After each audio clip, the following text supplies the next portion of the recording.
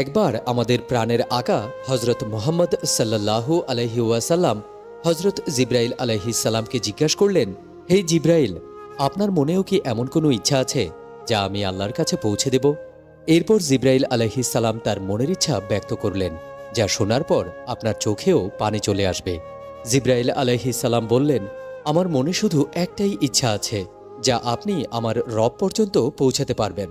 আমাদের নবীজি বললেন, হে জিব্রাইল, বলেন আপনার মনে কি ইচ্ছা রয়েছে। এরপর জিব্রাইল আলাইহিসসালাম বললেন, যখন আপনার গুনাহগার উম্মতেরা পুলসিরাতের রাস্তা পার হতে থাকবে, পার হওয়ার সময় তাদের পাপের জন্য যখন তারা পড়ে যাবে, আমার রব যেন আমাকে এই অনুমতি দেয় যেন আমার পাখা তাদের নিচে বিছিয়ে দিতে পারি, যেন আপনার উম্মতেরা এই রাস্তাকে সহি সালামতে পার করতে পারে।